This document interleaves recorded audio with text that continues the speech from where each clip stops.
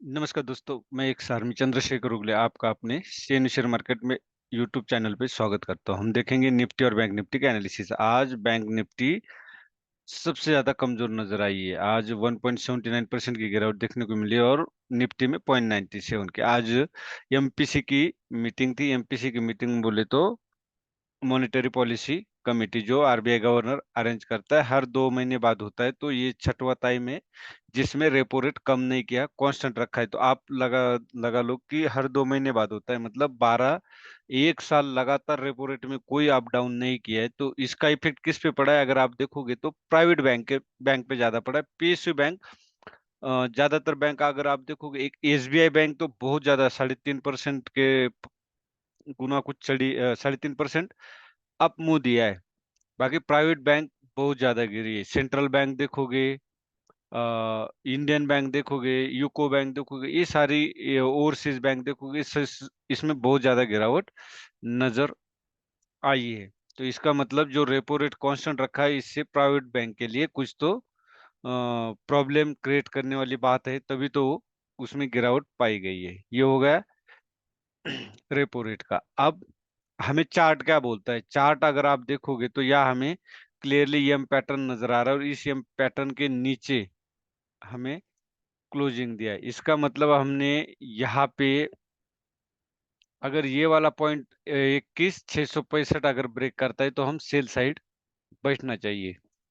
यहाँ पे harmonic pattern का एबीसीडी पैटर्न अगर आप देखोगे तो उसका टारगेट भी आपको 21,500 के आसपास नजर आता है।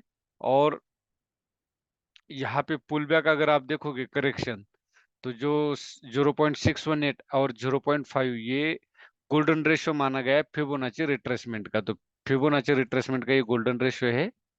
तो इसका 21,500 के आसपास क्लोजिंग आता है। तो आप ये एक टारगेट मान के हम चल सकते हैं डाउन साइड। अब हम निफ्टी में 5 मिनट के 15 मिनट का चार्ट लगाएंगे। अगर निफ्टी में आप देखोगे तो आपको ये पता चलेगा, डबल टॉप पैटर्न बना है। तो डबल टॉप पैटर्न मैंने पहले ही बोला था कि ये आपको यम पैटर्न की तरफ भी ले जा सकता है या कंसोलिडेशन जोन में जा सकता है मार्केट।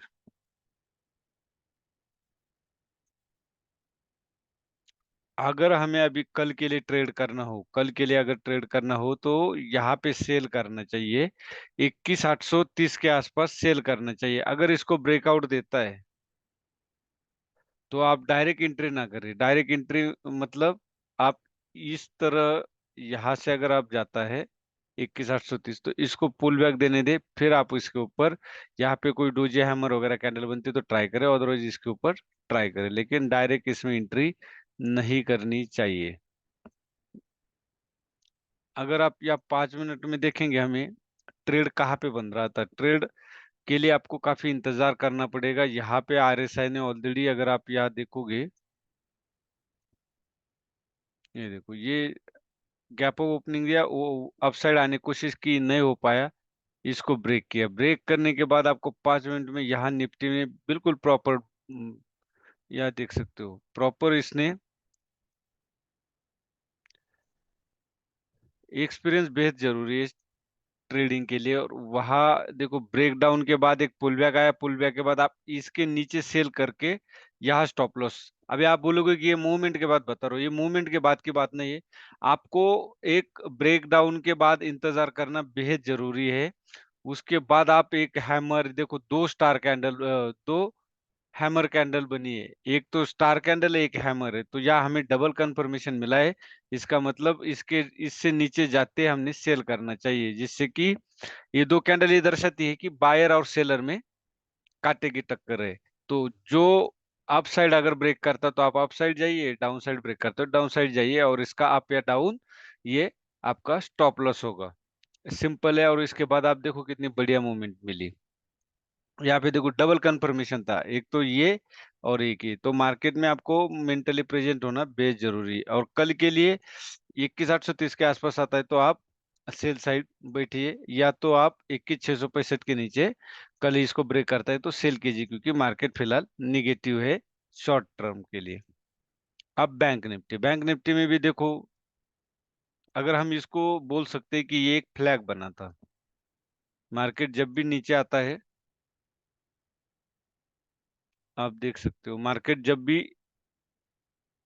इस तरह आता है नीचे, तो आपको एक फ्लैग इस तरह बनते हुए नजर आएगा, इस तरह। तो आपको यहाँ पे कहीं पे सेल करना है, जो भी डोजे हैमर कैंडल मिलेगी तो।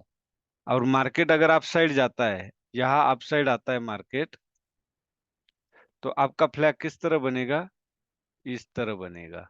इस तरह आपका फ्लैग बनेगा, तो आपको यहाँ कहीं ब्रेक करता है नियर स्विंग हाई, तो आप यहाँ पे बाय कर सकते हैं।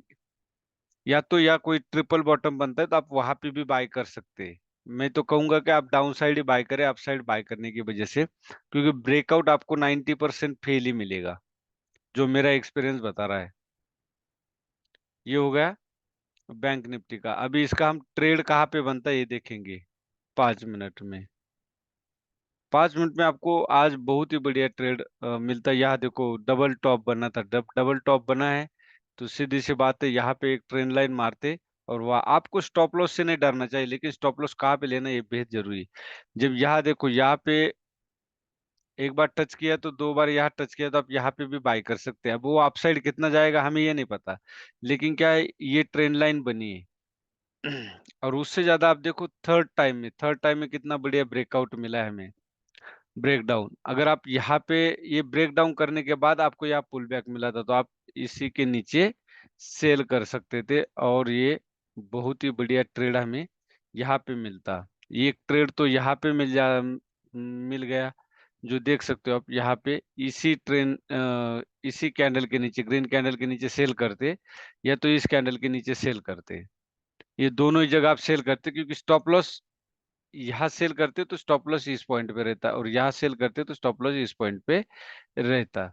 ये हो गया हमारा बैंक निफ्टी का। अभी कल के लिए 45,500 के आसपास, या तो 45,400 के आसपास आता है, तो आप यहाँ सेल साइड बैठ सकते हैं। अदरवाइज यहाँ कोई डब्ल्यू पैटर्न या कंसोलिडेशन देता है, तब यहाँ आप बाय कर सकते हैं। अदरवाइज 44,900 के नीचे आप सेल करना है। ये हो गया हमारा निफ्टी और बैंक निफ्टी का एनालिसिस। मार्केट में कोई ज्यादा बड़ी गिरावट मुझे नहीं लगता अभी आएगी, लेकिन कंसोलिडेशन फेज में तो जरूर जा रहा है ये। अब ये सपोर्ट लेगा, हो सकता है यहाँ दोबारा आके